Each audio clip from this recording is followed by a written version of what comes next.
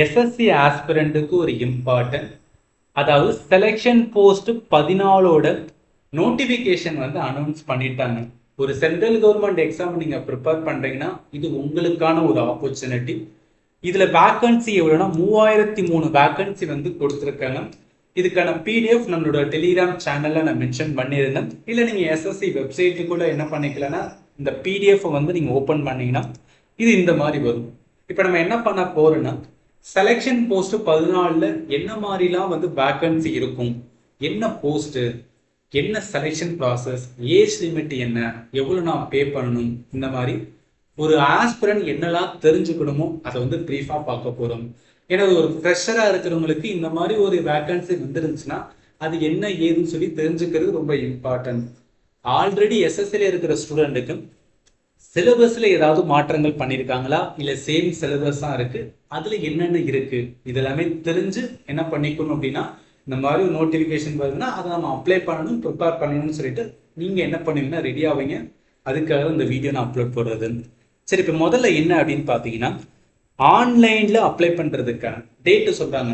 13/4/2026 ஆரம்பிச்சு 4/5/2026 வரைக்கும் நாம வந்து டைம் கொடுத்துருக்கோம். இந்த பீரியட்ல என்ன பண்ணணும்னா நீங்க வந்து அப்ளை பண்ணிடணும். லாஸ்ட் டேட்டு மறந்துடாதீங்க. இப்ப நீங்க ஒரு ஓபிசி ஸ்டூடெண்டா இருக்கீங்க அப்படின்னு பாத்தீங்கன்னா தயவு செய்து நியூ ஓபிசி சர்டிபிகேட் வாங்கி வச்சுக்குங்க. ஏன்னா 2026க்கு இந்த மாசத்துல இருந்தா என்ன ஆகும்னா ஏப்ரல் மாசத்துல இருந்தா நியூ சர்டிபிகேட் வந்து ஓப்பன் ஆகும். நியூ சர்டிபிகேட் நம்ம வாங்கணும் வருஷம். ஸோ அதனால என்னன்னா வாங்கி வச்சுக்கோங்க. எஸ்சி எஸ்டியா இருந்தோம்னா நம்மளுக்கு ஆல்ரெடி இருக்கிற சர்டிபிகேட் போதுமானதான். ஸோ இது எதுக்காக சொல்ல வேணும், மேபி வந்து சில ஸ்டூடெண்ட் மறந்துருக்கலாம், அது வந்து ரீமைண்ட் பண்றதுக்காக தான் வந்து இதை நான் வந்து சொல்றேன். இப்போ கம்ப்யூட்டர் பேஸ்டு எக்ஸாம் எப்போ எக்ஸாம் இருக்கும் அப்படின்னு அதையும் சொல்றாங்க. ஜூன்ல நாங்கள் கண்டக்ட் பண்ணிடுவோம் அப்படின்னு சொல்றாங்க. டென்டேட்டிவ் மீன்ஸ் வந்து மோஸ்ட்லி நாங்கள் கண்டக்ட் பண்ணிடுவோம், நடத்திடுவோம் அப்படின்னு வந்து சொல்றது. எஸ்எஸ்சி மோஸ்ட்லி அவங்க சொல்ற பீரியட்ல என்ன பண்ணிடுவாங்கன்னா எக்ஸாம் நடத்திடுவாங்க. பட் கடந்த ஒரு வருஷமா தான் வந்து அவங்களுக்குள்ளே ஒரு இன்டர்னல் இஷ்யூ போயிட்டு இருக்கனால சில குளறுபடிகள் இருக்கு. பட் ஓவர் த பீரியட் என்ன பண்ணுவாங்கன்னா கண்டிப்பா சால்வ் பண்ணிட்டு அவங்க சொன்ன மாதிரி என்ன பண்ணுவாங்கன்னா கண்டக்ட் பண்ணுவாங்க. சரி, இது வந்து இருக்காம். இப்ப எஸ்எஸ்சில நிறைய எக்ஸாம்ஸ் வந்து இருக்கு. எம்டிஎஸ் இருக்கு, சிஹெச்எஸ்எல் இருக்கு, சிபிஓ இருக்கு, சிஜிஎல் இருக்கு, இந்த மாதிரி நிறைய இருக்கு. பட் அதுக்கும் இந்த செலெக்ஷன் போஸ்ட்டுக்கும் என்ன டிஃப்ரென்ஸ் அப்படின்னு கேட்டிங்கன்னா இந்த பிடிஎஃப்ல பேஜ் நம்பர் 75 வாங்க. ஸோ பேஜ் நம்பர் 75 வந்தீங்கன்னா அதில் அவங்க என்ன கொடுத்துருப்பாங்கன்னா நிறைய இங்கே பாருங்களேன், ரீஜன் அப்படின்னு வந்து கொடுத்துருப்பாங்க, போஸ்ட்டுக்கான கோடு அப்படின்னு மென்ஷன் பண்ணியிருப்பாங்க, name of the post, name of the department, age limit, பேயோட ஸ்கேலு, எக்ஸாமோட லெவலு, வேக்கன்சியில் ரிசர்வேஷன் பொறுத்து எவ்வளோ இருக்கு, இந்த மாதிரி மென்ஷன் பண்ணியிருப்பாங்க. அதாவது என்னன்னா எக்கச்சக்க போஸ்ட் என்ன பண்ணுவோம்னு வச்சுக்கலாம். இந்த மாதிரி ரீஜன் இப்போ சிஆர் இருக்குன்னா சென்ட்ரல் ரீஜன், அப்போ என்ன இந்த மாதிரி ஏதாவது ஒரு போஸ்ட் சென்ட்ரல் ரீஜன்ல இருக்கிற கோடுல நம்ம என்ன பண்ணி ஆகணும்னா அப்ளை பண்றோம்னா அங்க நம்மளுக்கு ஒர்க் இருக்கும் அப்படின்னு சொல்லிட்டு ஒவ்வொரு ரீஜன் வைஸ் என்ன பண்ணியிருப்பாங்கன்னா என்னெல்லாம் போஸ்ட் இருக்கு, அது என்ன டிபார்ட்மெண்ட், ஏஜ் லிமிட் என்ன இருக்கணும், பேயோட லெவல் எவ்வளோ இருக்கு, எக்ஸாமுக்கான லெவல் 10th 12th இல்லை கிராஜுவேஷனா, அண்ட் அதில் இருக்கிற வேக்கன்சி.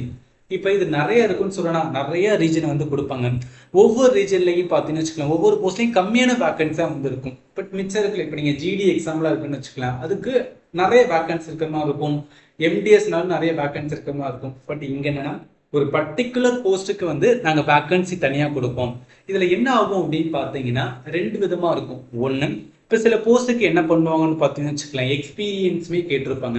ஆனால் சில போஸ்ட்டுக்கு வந்து வெறும் 10வது முடிச்சா போதும், வெறும் 12வது முடிச்சா போதும், வெறும் டிகிரி முடிச்சா போதும் இப்படின்னு மென்ஷன் பண்ணுவாங்க. ஸோ அப்போ நான் எப்படி சார் தெரிஞ்சுக்கிறது, நிறைய போஸ்ட் இருக்கு, இதெல்லாம் நான் எப்படி தெரிஞ்சுக்கிறது அப்படின்னு கேட்டீங்கன்னா கொஞ்சம் வெயிட் பண்ணுங்க. ஏன்னா நிறைய சேனல்ஸ் என்ன பண்ணுவாங்கன்னு வச்சுக்கலாம், இதில் எந்தெந்த போஸ்ட்டுக்கெல்லாம் வந்து எக்ஸ்பீரியன்ஸ் தேவை கிடையாது, ஜஸ்ட் பேசிக் எலிஜிபிலிட்டி 10th 12th கிராஜுவேஷன் முடிச்சா மட்டும் போதும், அப்படி என்னெல்லாம் போஸ்ட் இருக்கோ அது கண்டிப்பாக அப்டேட் வரும். ரைட்டா, நம்மளோட சேனலே நான் அப்டேட் பண்ணுவேன், அதன் மூலம் உங்களுக்கு நான் வீடியோ போடுவேன். இந்த போஸ்ட்டுக்கெல்லாம் வெறும் 10th முடிச்சா போதும், இந்த போஸ்ட்டுக்கெல்லாம் 12th முடிச்சா போதும், இதுக்கெல்லாம் டிகிரி முடிச்சா போதும், அந்த மாதிரி போஸ்ட்லாம் என்ன பண்ணுங்கன்னா நீங்கள் அப்ளை பண்ணலாம். பட் சில இதில் ஃபார் எக்ஸாம்பிள் ஏதோ ஒரு டிகிரி முடிச்சிருக்கீங்க, அந்த டிகிரியில எக்ஸ்பீரியன்ஸ் அப்படின்னு ஒன்று கேட்டிருக்காங்க, அந்த எக்ஸ்பீரியன்ஸே நீங்கள் வச்சிருந்தீங்கன்னு வச்சுக்கலாம் ஒரு பெனிஃபிட். இன்னொன்று ரொம்பவே உங்களுக்கு ஒரு ஆப்பர்ச்சுனிட்டின்னு சொல்லலாம். ஏன்னா அதில் காம்படிஷன் என்பது கம்மியாக தான் இருக்கும். ஃபர்ஸ்ட் வேக்கன்சி கம்மியாக இருக்கு, அது ஒன்று இருக்கும் ரைட்டா. ரெண்டாவது என்னன்னா அது அப்ளை பண்ணுற ஸ்டூடெண்ட் பார்த்தீங்கன்னு வச்சுக்கலாம், அது பர்டிகுலராக அந்த இதை முடிச்சு அதுக்கான எக்ஸ்பீரியன்ஸ் வச்சிருப்பாங்கன்னா கிடையாது. ஸோ அதனால என்னன்னா அந்த மாதிரி ஆப்பர்ச்சுனிட்டி வரும்போது அதையும் நீங்கள் யூஸ் பண்ணணும். ஸோ அதுதான் என்னன்னா இந்த செலெக்ஷன் போஸ்ட் அப்படின்னு ஒரு கண்டக்ட் பண்ணுற எக்ஸாமோட மாடலே இருக்கும். இதில் நம்ம ஒவ்வொரு போஸ்ட்டாக இந்த மாதிரி என்ன பண்ணணும் நம்ம செக் பண்ணணும். நான் உங்களுக்கு கண்டிப்பாக நம்மளோட டெலிகிராம் சேனலை என்னெல்லாம் இருக்குன்னு சொல்லிட்டு உங்களுக்கு நான் மென்ஷன் பண்ணுவேன். என்ன மாதிரி போஸ்ட் இருக்கு, அந்த போஸ்ட்ல என்னெல்லாம் வந்து 10th லெவலா 12th லெவலா நீங்க அப்ளை பண்ணலாமா, இந்த மாதிரி நான் கண்டிப்பா வீடியோவும் போடுவேன், நீங்க வந்து பார்த்துக்கலாம். பட் இப்போதைக்கு பேசிக்கா என்ன பண்ணுங்கன்னா தெரிஞ்சுக்கணும், இந்த மாதிரி தான் இருக்கும். நிறைய போஸ்ட் இருக்கும், ஒவ்வொரு ரீஜனாக கொடுப்பாங்க. இது நமக்கு சதர்ன் ரீஜன்லேயே இருக்கும். சில ஸ்டூடெண்ட்டுக்கு வந்து நம்ம தமிழ்நாட்டிலேயே வேலை கிடைச்சா நல்லதா இருக்கும்னு நினைச்சீங்கன்னா தமிழ்நாடு நீங்க கொடுக்கலாம் ரைட்டா. ஸோ அதுக்கேற்றாப்புல என்னன்னா அவங்க ரீஜன் வந்து கொடுத்துருப்பாங்க. ஈவன் ஒரே நிமிஷம். ஸோ இங்கே நார்த் இருக்கா, சவுத்து வந்து கீழே இருக்கும், இங்கே இருக்கு பாருங்களேன். ஸோ எஸ்ஆர் அப்படின்னு இருக்கும். ஸோ எஸ்ஆரில் பார்த்தீங்கன்னு வச்சுக்கலாம் நிறைய போஸ்ட் இருக்காது. ஜூனியர் டெக்னிக்கல் அசிஸ்டன்ட் இருக்குது. அதில் என்ன டிபார்ட்மெண்ட் இருக்குது, என்ன ஏஜ் இருக்கணும், நீங்கள் கிராஜுவேஷன் முடிச்சிருக்கோமா இல்லையா, இதில் நான் எக்ஸ்பீரியன்ஸ் இருக்கா இல்லையான்னு எப்படி பார்க்கணும்னா ஒவ்வொரு போஸ்ட் கோடு இருக்குது பார்த்தீங்கன்னா, இந்த போஸ்ட் கோடை என்ன பண்ணணும்னா நம்ம இதில் போய் எஸ்எஸ்சியோட வெப்சைட்டில் போய் போடுவோம். இதை அப்ளை பண்ணும்போது நம்ம செக் பண்ணணும். ஒவ்வொரு போஸ்ட்டுக்கும் தனியாக என்ன பண்ணணும் நம்ம அப்ளை பண்ணணும். ஃபார் எக்ஸாம்பிள் இதில் நிறைய கிராஜுவேஷன் இருக்குது. நிறைய கிராஜுவேஷனை வந்து வெறும் கிராஜுவேஷன் மட்டும் முடிச்சா போதும், நான் அப்ளை பண்ணணும் பரவாயில்ல, வேக்கன்சி 1 இருந்தாலும் 2 இருந்தாலும் நான் அப்ளை பண்ண போகிறேன்னு முடிச்சிட்டிங்கன்னா நீங்கள் என்ன பண்ணணும், ஒவ்வொரு போஸ்ட்டுக்கும் ஒவ்வொரு போஸ்ட் கோடுக்கும் என்ன பண்ணணும்னு வச்சுக்கலாம், தனித்தனியாக வந்து அதுக்கான பேமெண்ட் பண்ணி நீங்கள் வந்து அப்ளை பண்ணணும். ஸோ இதுதான் அந்த மாடல். ஜஸ்ட் நீங்கள் ஞாபகத்தில் வச்சுக்கோங்க. சரி, இப்போ இருக்காம இப்போ அடுத்து வாங்க. அடுத்து முக்கியமானது என்ன, இப்போ இந்த மாதிரி வந்துன்னா ஒரு வேக்கன்சி வந்திருக்கு அப்படின்னு வந்து நம்ம பார்த்துருக்கோம். நேஷனாலிட்டி வந்து பாருங்க. ஸோ நேஷனாலிட்டி பொறுத்தவரைக்கு என்னன்னா இந்தியன் சிட்டிசனாக இருக்கணும் ரைட்டா.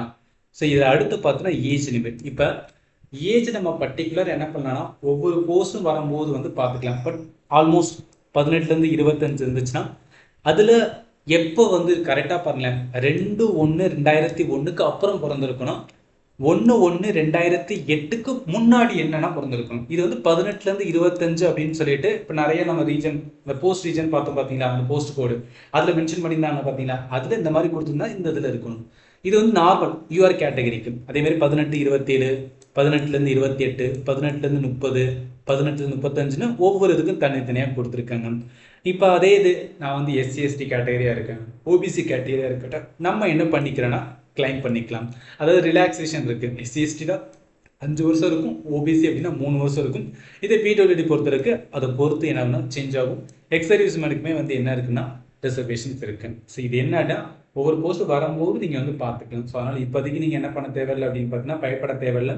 எதுக்கு முதல்ல நம்மளுக்கு என்னன்னா வெறும் ஜஸ்ட்டு 10th மட்டும் முடிச்சு போதுமா, 12th மட்டும் முடிச்சது போதுமா, இல்லை எதுக்கெல்லாம் எக்ஸ்பீரியன்ஸ் மாதிரி இருக்குது, அந்த எக்ஸ்பீரியன்ஸ்க்கு ஏற்றாலும் நான் முடிச்சிருக்கேன் எல்லாமே பார்த்து பொறுமை என்ன பண்ணிக்கலாம்னா நீங்கள் வந்து பண்ணிக்கலாம். சரி, அடுத்து வாங்க. அடுத்து முக்கியமாக நம்ம என்ன தெரிஞ்சுக்கணும், இதெல்லாம் ஜஸ்ட் பேசிக்ஸ் தான், இதெல்லாம் நம்ம பார்க்கணும் அவசியம் கிடையாது. அவங்க நிறைய வந்து மென்ஷன் பண்ணியிருப்பாங்க. ஆனால் ஓபிசி கேட்டகரி இருக்கிற ஸ்டூடெண்ட் தயவு செய்து என்ன பண்ணிங்கன்னா ஓபிசியோட தான் வாங்கணும்.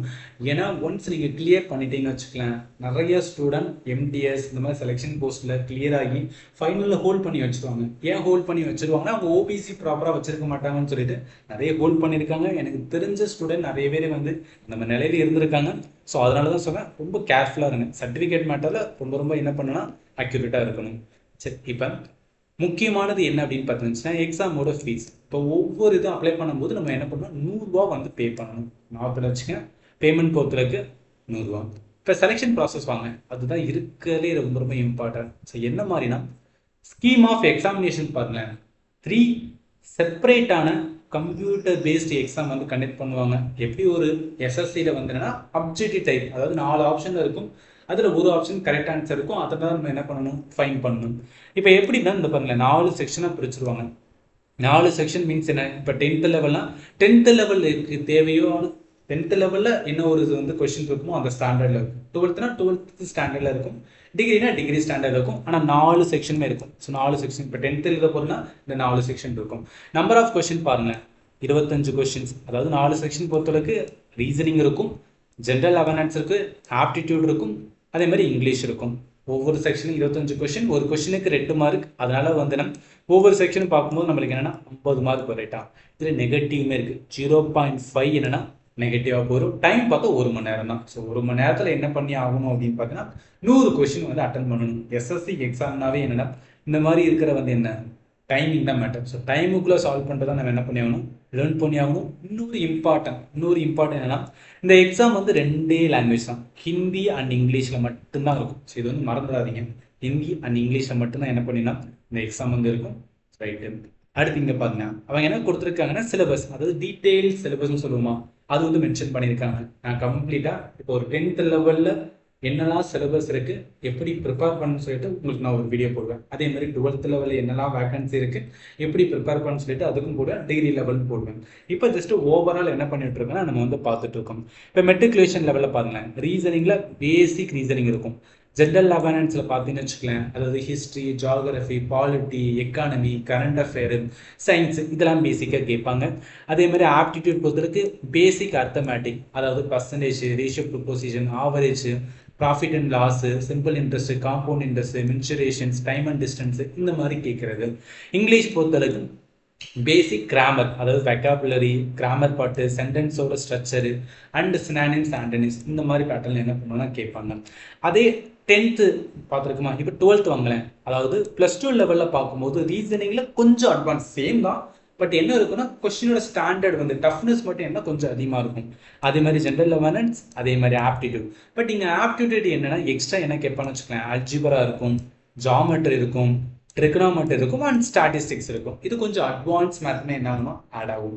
இங்கிலீஷ் லாங்குவேஜ் பொறுத்தளவுக்கு என்ன அப்படின்னா எக்ஸ்ட்ரா என்ன கேட்பாங்க அப்படின்னு பார்த்தா ஆக்டிவ், பேசிவ் வாய்ஸஸ், இந்த மாதிரி கேட்குறது, காம்ப்ரிஹென்ஷனு கொஞ்சம் என்னென்னா டெப்த்தாக இருக்கிற மாதிரி ஃபீல் ஆகும்.